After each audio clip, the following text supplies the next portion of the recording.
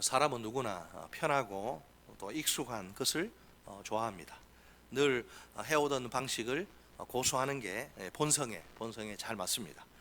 뭔가 새로운 것을 추구하려고 하면 저항에 부딪힙니다. 본성의 저항이죠. 그 저항을 뛰어넘으려면 상당한 에너지가 요구됩니다. 평소 새벽 기도에 참석이 습관이 된 분들이 계십니다. 그분들은 특별 새벽 기도회가 큰 부담은 아닙니다. 하지만 그렇지 않은 분들은 정말 이 시간이 쉽지 않습니다. 어떻게 지금 이 힘든 자리에 나와 계시나요? 특별한 주님의 은혜가 임한 결과인 줄 믿습니다. 참 잘하셨어요. 자, 오늘은 여호수아와 함께 떠나는 새로운 삶, 그 5번째 이야기입니다. 우리가 다룰 새로운 삶은 도전 정신입니다. 두 파트로 나눠서 살펴봅니다. 첫째, 전심으로 온전히 하나님을 따르라. 따라서 하시죠. 첫째, 전심으로 온전히 하나님을 따르라. 갈렙이 누굽니까? 유다 지파의 대표적 인물이죠. 어느 날 그가 길갈에 있는 여호수아의 정복군 사령부를 찾아옵니다. 6절을 보면 그는 과거에 가슴 아픈 한 사건을 회고하는데요. 45년 전에 가데스 바네아에서 발생한 반역 사건입니다. 이스라엘의 12지파의 그 리더들이 가나안 정복의 대업을 결정적으로 좌절시킨 겁니다. 모세가 가나안 땅을 40일 동안 정탐케 하려고 그들을 파송합니다. 그들은 가나안 땅을 두루두루 탐지하고 돌아옵니다. 그런데 가나안 정복은 불가능하다라고 보고합니다. 헤브론 산지가 그들에게 어마어마한 두려움과 공포와 충격을 안긴 것이죠. 민수기 13장 31절로 33절은 당시의 상황을 이렇게 묘사합니다. 그와 함께 올라갔던 사람들은 이르되 우리는 능히 올라가서 그 백성을 치지 못하리라. 그들은 우리보다 강하니라 하고 이스라엘 자손 앞에서 그 정탐한 땅을 악평하여 이르되 우리가 두루 다니며 정탐한 땅은 그 거주민을 삼키는 땅이요 거기서 본 모든 백성은 신장이 장대한 자들이며 거기서 네피림 후손인 아낙 자손의 거인들을 보았나니 우리는 스스로 보기에도 메뚜기 같으니 그들이 보기에도 그와 같았을 것이니라. 아멘. 참으로 부정적인, 아무도 원치 않는 부정적인 보고가 아닐 수 없습니다. 이 보고가 이스라엘 백성들을 공포와 절망으로 몰아넣습니다. 급기야 그들은 모세와 아론을 대적하여 일어납니다. 새로운 지도자를 세워 다시 애굽으로 돌아가자고 목소리를 높입니다. 출애굽한 이후 모세와 아론이 직면한 지도력의 최대 위기입니다. 그때 갈렙은 하나님께 대한 전적인 신뢰와 충성으로 벌떡 일어섭니다. 이 사태를 진정시키려고 분투합니다. 8절에서 우리는 그의 아름다운 신앙을 확인할 수 있습니다. 8절 같이 읽습니다. 시작. 나와 함께 올라갔던 내 형제들은 백성의 간담을 높게 하였으나 나는 내 하나님 여호와께 충성하였으므로. 아멘. 갈렙의 신앙의 특징은 무엇인가요? 여호와 하나님께 다른 사람 어찌하든지 우리 찬양 부른 것처럼 다른 사람은 신경 안 써요. 여호와 하나님께 나는 충성하기로 결단하고 실천에 옮긴다. 이거. 여기서 충성한다는 것은 무슨 뜻일까요?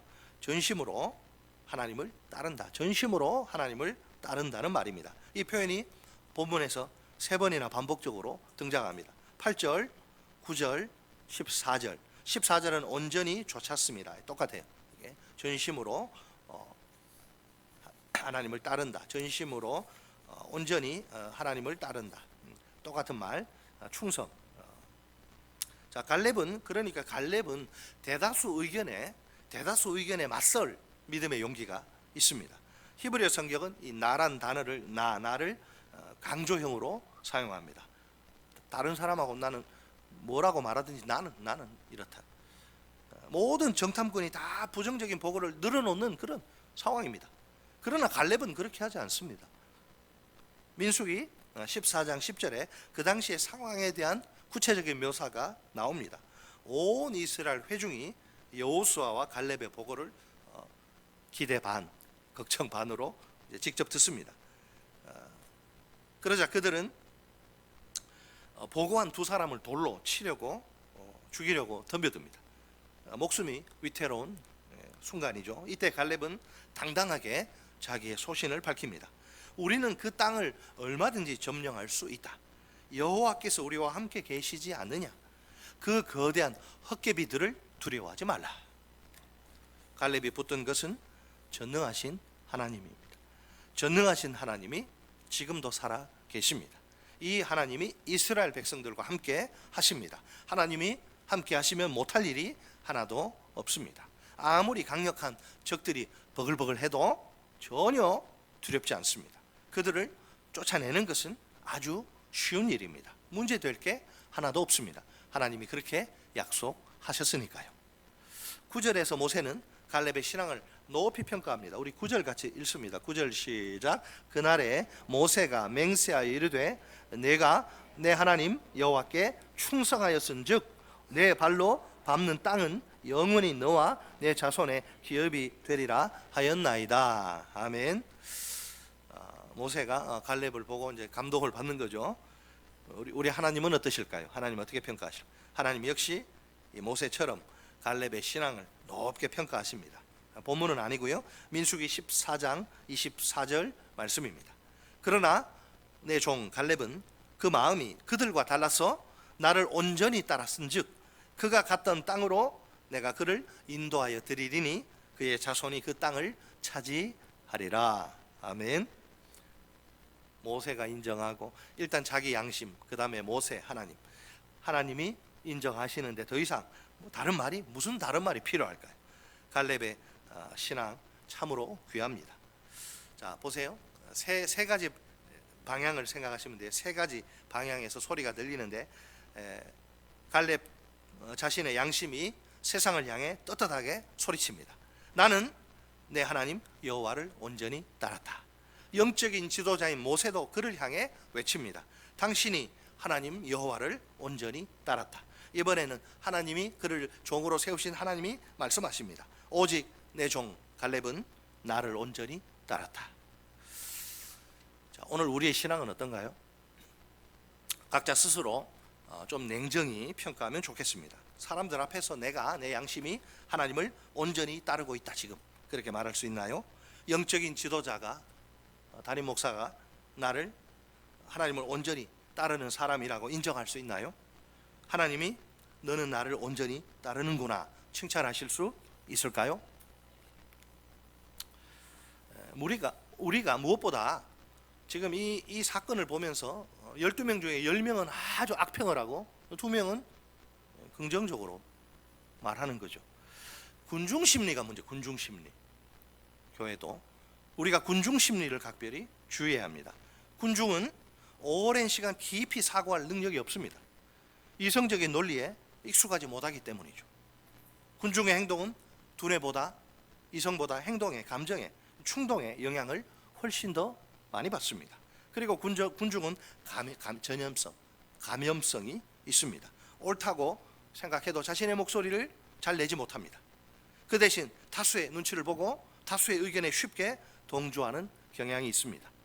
개인적으로 결정 장애가 있는, 장애까지 아니더라도 하여튼 결정의 어려움을 겪는 사람은 군중심 심리에 쉽게 노출됩니다. 예를 들면 우유부단한 성격의 소유자들, 머리 쓰기 귀찮아하고 생각 훈련이 없는 사람도 마찬가지입니다. 군중심리 앞에 대단히 취약합니다.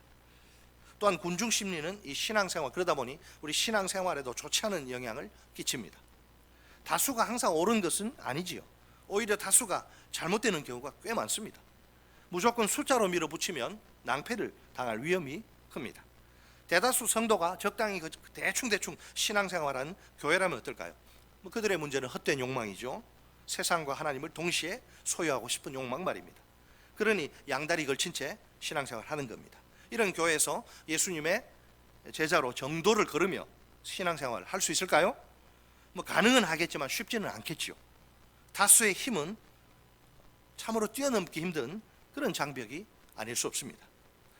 과연 하나님을 온전히 따른다, 의미는 무엇일까요? 전심으로 온 마음을 다해 하나님 한 분만을 따르는 것입니다. 주변의 상황이나 환경에 휘둘리지 않는 것입니다. 만약 갈렙이 군중심리에 휩쓸리면 어떻게 될까요? 다른 청탐꾼들처럼 부정적인 보고를 내놓게 되겠지요.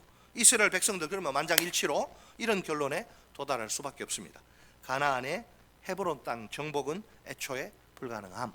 그 상황 종료, 게임 오버, 다 끝나는 거예요. 그러면 그들은 더 이상 앞으로 나아갈 수 없습니다. 가나안 정복의 이 헛된 꿈 이제는 그만 접어야 합니다. 그러나 갈렙은 이 군중 심리에 휘둘리지 않습니다. 그 대신 소신껏 전심으로 온전히 하나님만을 따릅니다.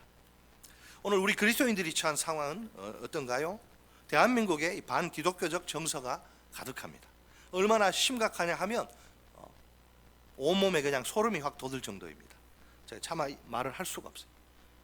복음이니 예수님이 하는 단어를 꺼내기조차 부담스럽습니다. 마치 앞에 큰 산이 버티고 장벽처럼 버티고 서 있는 듯한 막막한 느낌이에요. 현대판 안악 자손인 셈이죠. 아무리 그렇다 해도 우리는 결코 포기할 수 없습니다. 안악 자손이 우리를 잡아먹을 듯이 덤벼도 걱정할 필요가 없습니다. 우리 하나님은 안악 자손보다 세상보다 훨씬 강하십니다. 이 하나님이 언제나 우리와 함께 하십니다. 우리를 위해 친히 싸워 주십니다. 우리가 하나님을 붙들면 됩니다. 전심으로 온 마음 다해 온전히 하나님을 따르면 됩니다. 그러면 모든 두려움을 능히 극복하고 얼마든지 승리할 줄 믿습니다. 믿으시기 바랍니다. 두 번째 파트, 믿음으로 도전하라. 따라서 하면 둘째, 믿음으로 도전하라. 믿음으로 도전하라. 전심으로 온전히 하나님을 따르고 믿음으로 도전하라. 자, 하나님이 하나님의 약속이 주어진 후에 45년이라 10년이면 강산이 4번 바뀌고 또 반 바뀐 45년이란 긴 세월이 흐릅니다. 그동안 많은 변화가 있네요. 패기 넘치던 청년 갈렙이 그 갈렙이 얼마나 열정적인 사람, 85세 노인이 됩니다. 이스라엘이 이제 광야 생활을 끝마치고 가나안 땅에 들어갑니다. 전쟁을 통해서 요단강 동편의 땅을 정복하지요. 유목민의 시대는 가고 농경민의 시대가 찾아옵니다. 이처럼 인생도 환경도 시대도 다 변합니다. 모든 것이 다 변한 세상. 그럼에도 불구하고 변하지 않은 것이 딱 하나 있어요. 그것은 하나님의 약속에 대한 갈렙의 믿음입니다. 우리 다 같이 12절 말씀을 한 목소리로 읽겠습니다. 12절 시작. 그날에 여호와께서 말씀하신 이 산지를 지금 내게 주소서. 당신도 그날에 들으셨거니와 그곳에는 아낙 사람이 있고 그 성읍들은 크고 견고할지라도 여호와께서 나와 함께 하시면 내가 여호와께서 말씀하신 대로 그들을 쫓아내리이다 하니. 아멘. 45년 동안 모든 게 달라지고 변했는데도 이 믿음이 변하지 않아요. 하나님의 약속, 그날에 하나님이 45년 전에 내게 약속하시지 않았냐. 그러니 이 산지 내게 달라. 하나님이 말씀하신 대로 쫓아낼 것이다. 85세 노인이.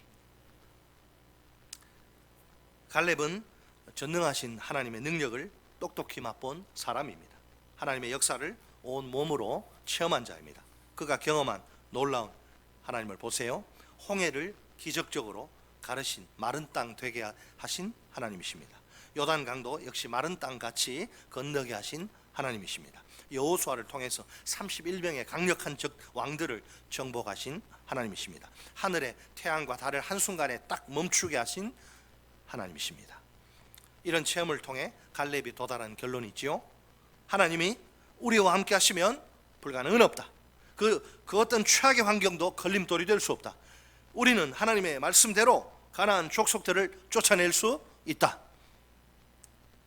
도대체 갈렙이 이토록 확신하는 근거는 무엇인가요? 체험이 중요하지만 확신하는 근거는 무엇입니까? 한마디로 그것은 하나님의 말씀, 하나님의 약속입니다. 누구든지 하나님의 말씀, 하나님의 약속을 확신하고 의지하면 됩니다. 그러면 엄청난 능력이 쏟아집니다. 갈렙은 계속 하나님의 말씀에 기초한 약속을 강조합니다. 먼저 10절 상반절 말씀입니다.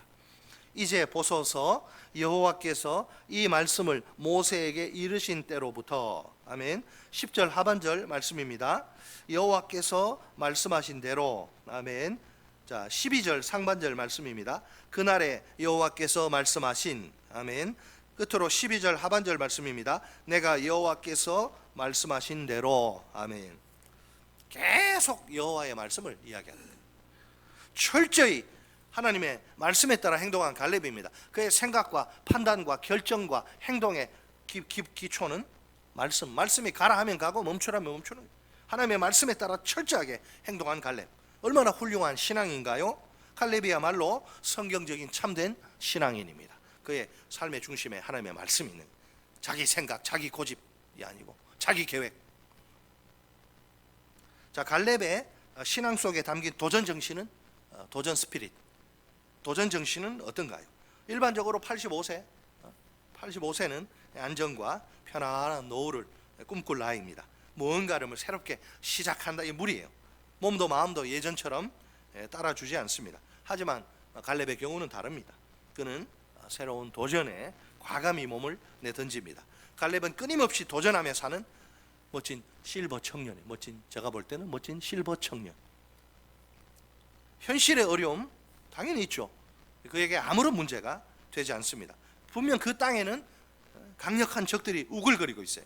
그 성읍들은 크고 견고합니다. 정복하기가 절대로 쉽지 않습니다. 그러나 그에겐 전능하신 하나님께 대한 확고한 믿음이 있습니다. 전능하신 하나님이 함께 하시면 됩니다. 그걸로 끝이에요. 아무리 최강의 적들이 버틴다 해도 문제 없습니다. 하나님의 말씀대로 얼마든지 그들을 쫓아낼 수 있습니다. 싱싱하게 팔딱팔딱 되는 그의 담대한 믿음을 보세요. 이 산지를 내게 주소서. 따라서 하십니다. 이 산지를 내게 주소서. 산지를 내게. 다른 사람 말고 나한테 달라고. 도전 정신하면 많은 사람들 이야기할 수 있습니다. 도전 정신하면 떠오르는 대표적 인물이 있는데요. 크리스 보닝턴이라는 1급 탐험가. 이 사람 영국에서 가장 유명한 등반가입니다. 16살 때부터 그 어린 나이에 등반을 시작한 그의 경력, 그 이력이 얼마나 화려한지 몰라요. 무려 19번이나 히말라야 원정대에 참여합니다. 결국 50세 되던 1985년에 세계 최고봉의 정상 등정에 성공합니다. 그것은 퀘스트라는 책 한번 보세요. 참 좋습니다. 퀘스트라는 제 서재에 있는 두꺼운데요. 퀘스트라는 책이 있는데 주제가 뭐냐면 자연에 도전한 인간의 모든 역사입니다. 그 책에서 그는 탐험의 본질이 뭐고 왜 사람들이 거기 목숨을 거는지 그 이유를 밝힙니다. 대양 여러분 조그마한 바다 아니고 대양, 그리고 사막 극지를 횡단하는 사람이 있습니다. 험준한 산에 막 오르는 그런 사람도 있고요. 큰 강을 그냥 타고 내려가는 사람도 있고, 맨날 그냥 기구로 높은 하늘 이렇게 나는 그런 사람도 있고, 깊은 땅속이라면 다 찾아가서 동굴 탐험하는 사람도 있어요. 별의별 사람이 다 있어요. 그 책에 보면 정말 놀라운 사실이 뭔지 아세요? 공통점이 있습니다. 그 사람들, 정신 나간 사람들, 우리가 똑같은 사람들. 근데 왜 이렇게 합니까? 그 어떤 열악한 상황이나 환경도 도전 의지를 꺾지 못한다는 겁니다. 그들에게 도전 정신이 빠진 그런 무미건조한 삶은 생각할 수 없습니다. 그것은 곧 죽음을 의미하기 때문에 도전이 삶이요, 삶이 도전이 셈입니다. 그들의 도전은 참으로 처절하고 치열합니다. 삶과 죽음 사이에서 고개사처럼 아슬아슬한 줄타기를 할 정도입니다. 수많은 좌절에도 불구하고 살아있는 한 그들은 포기를 몰라요. 왜, 무엇 때문에 그토록 사서 고생을 하는 걸까요? 그들에겐 그 도전의 목표가 자기 목숨까지 바칠 만한 가치가 있기 때문입니다. 가장 소중한 목숨을 바쳐서라도 꼭 이루고 싶은 목표입니다. 그 목표를 이루기 위해서라면 못할 일이 없습니다. 자신의 전부를 다 바쳐도 후회하지 않을 인생입니다. 인간적으로 참 대단한 인생이 아닐까요? 살아가는 성도 여러분, 본문 속에서 노년의 갈렙이 확성기를 대고 이렇게 외칩니다. 이 산지를 내게 주소서. 오늘 그가 본문 속에서 뚜벅뚜벅 걸어나와 우리 앞에 섭니다. 우리에게 돌직구를 뿌립니다. 당신이 나처럼 도전에 정복할 이 산지는 어디입니까? 물론 눈에 보이는 땅이 아닙니다. 마귀가 악과 고난으로 다스리는 영역입니다. 가정이나 학교나 직장이나 군대나 동네나 어디나 다 될 수 있어요. 정확히 말해 예수 그리스도의 복음이 필요한 모든 곳입니다. 그게 이 산지입니다. 우리가 이 산지로 가야 합니다. 교회 문 열어놓고 오시오 안 돼요. 가야 돼요. 이 산지로 가야 합니다. 그곳에서 정복 전쟁을 수행해야 합니다. 하나님이 주신 무기는 예수 그리스도의 피 묻은 생명의 복음이, 이 정복 전쟁의 목표는 영혼 구원입니다. 마귀의 손아귀에서 영혼들을 구출하는 일입니다. 한 영혼이 구원받는 것이 얼마나 값지고 귀한 일인가요? 온 우주에 이보다 더 가치 있고 보람 있는 일은 없습니다. 그 증거는 파암대소하시는 예수님의 기쁨. 자, 우리 다 같이 오늘 본문은 책갈피에 놓으시고 딱 한 구절만 보겠습니다. 누가복음 15장 7절.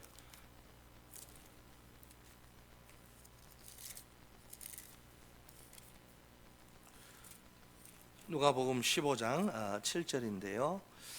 신약성경 121쪽입니다.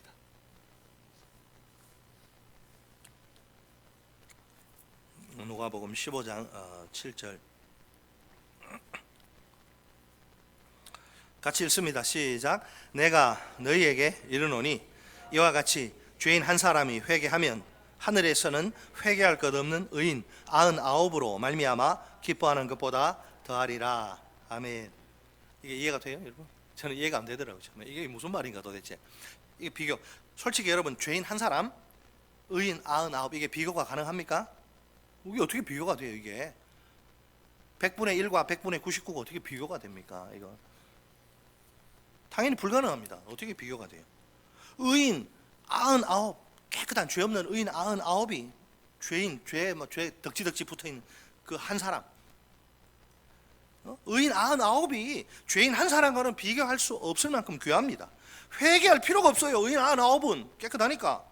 근데 반드시 회개해야 할 죄인 한 사람이, 놀랍게도 예수님은 세상의 논리로 이해할 수 없는 그런 선언을 하십니다.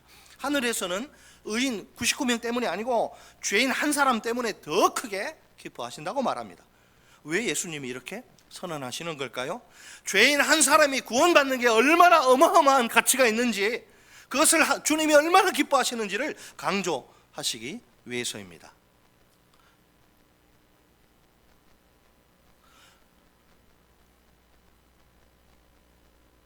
예수 이름이 온 땅에 퍼져가네.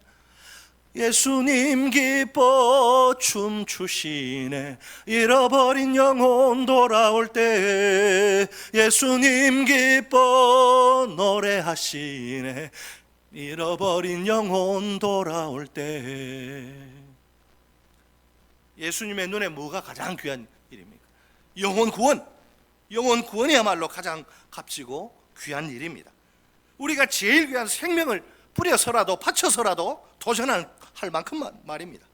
그것이 하나님 나라의 완성으로 가는 길이기 때문입니다. 하나님 나라의 완성은 인류 역사의 최종 목표이자 목적지라는 사실을 꼭 기억하십시오.